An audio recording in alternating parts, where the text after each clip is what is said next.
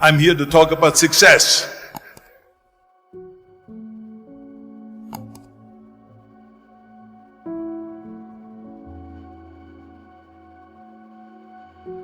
I went to college. I went and worked out 5 hours a day. And I was working on construction. Because in those days in bodybuilding there was no money. I didn't have the money for food supplements or anything. So I had to go to work. So I worked on construction. I went to college. I worked out in the gym, and at night from 8 o'clock at night to 12 midnight, I went to acting class 4 times a week. So I did all that.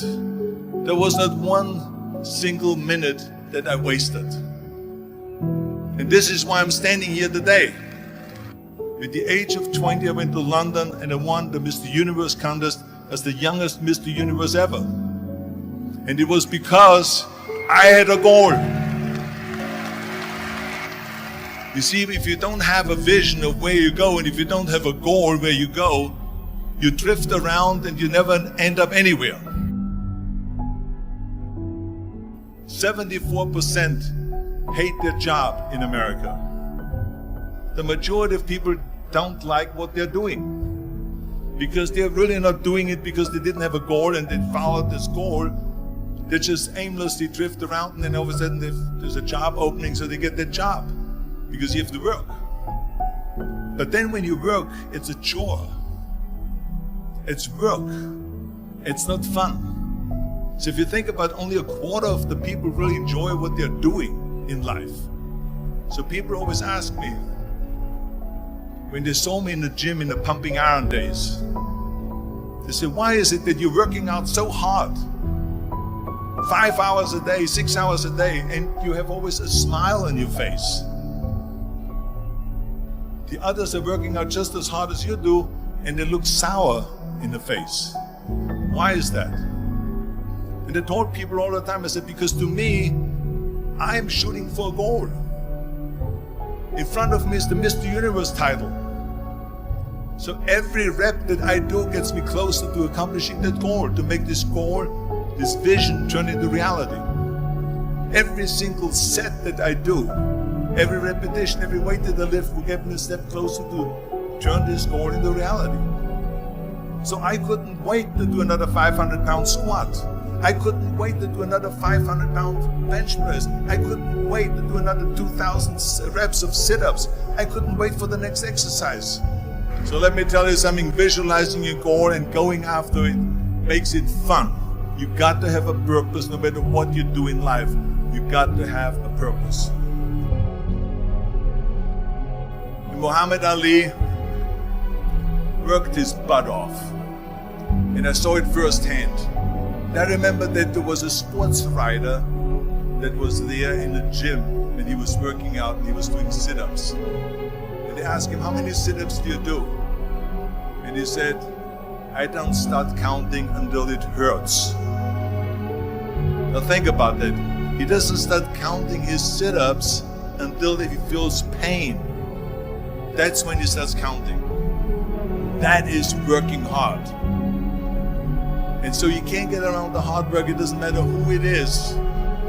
Work your ass off. There is no magic pill. There is no magic out there.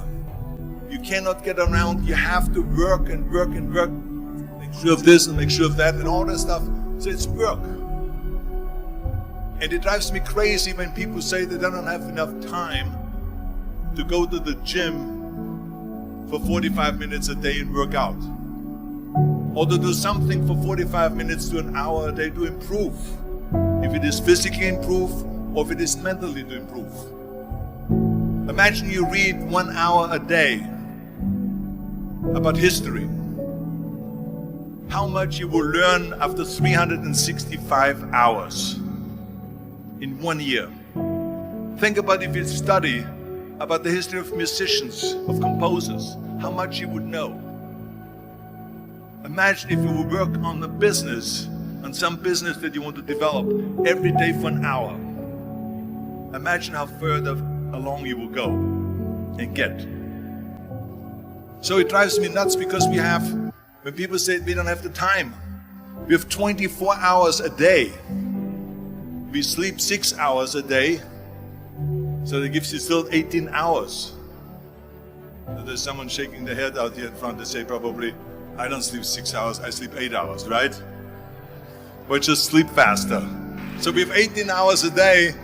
The average person works around 8 to 10 hours. So let's assume it's 10 hours, so we have 8 hours left. Then you travel around an hour a day, maybe 2 hours a day. So now you have still 6 hours left. So what do you do with the 6 hours? What do you do with the 6 hours? Then we eat a little bit, then we schmooze a little bit,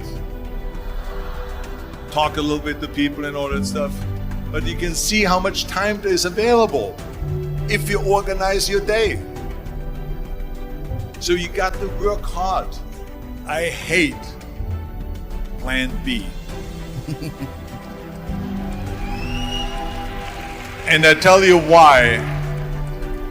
Because we have so many doubters, as I've said earlier, the no-sayers.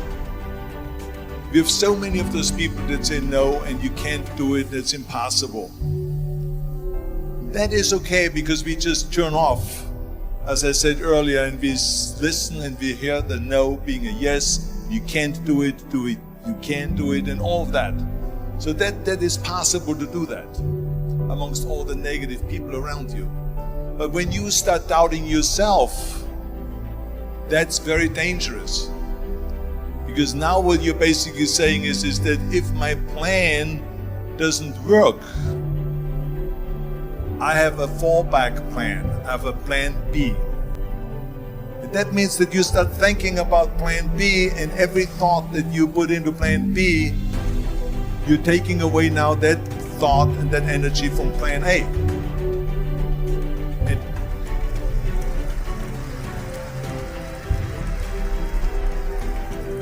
And it's very important to understand that we function better if there is no safety net, because plan B becomes a safety net. It says that if I fail, then I fall and I get picked up and I have something else there that will protect me. And that's not good, because people perform better when there's no safety net. People perform better in sports and everything else if you don't have a plan B. I'm telling you, I've never ever had a plan B. I made a full commitment that I'm gonna go and be a bodybuilding champion. I made a full commitment that I'm gonna be in America.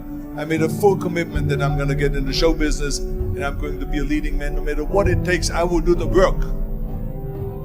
I will do the work over and over and over until I get it. And the same was in politics, in everything like that. So to me, it is very dangerous to have a plan B, because you're cutting yourself off from the chance of really succeeding. And the reason, one of the main reasons why people want to have a plan B is because they are worried about failing. What is if I fail, then I don't have anything else? Well, let me tell you something. Don't be afraid of failing, because there's nothing wrong with failing. You have to fail in order to climb that ladder. There's no one that doesn't fail. Michael Jordan said in one of his interviews, when they said, "You're unbelievable, you're the greatest basketball player of all times." I mean, tell me about that. And he says, well, you just mentioned the successes. But he says, for me to become the greatest basketball player, I missed 9,000 shots when I was playing basketball at the NBA games.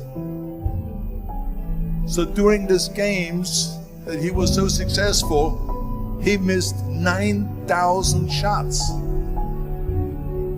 Does it make him a failure? No. He's one of the greatest basketball players of all times, but he failed 9,000 times. Do you get it? We all fail. It's okay.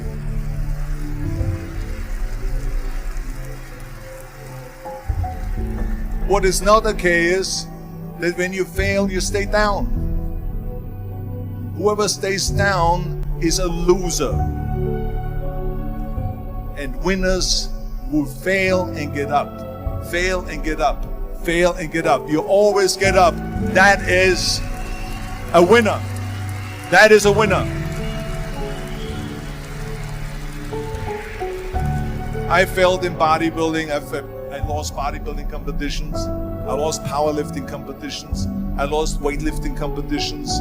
I had movies that went in the toilet and that were terrible and got the worst reviews.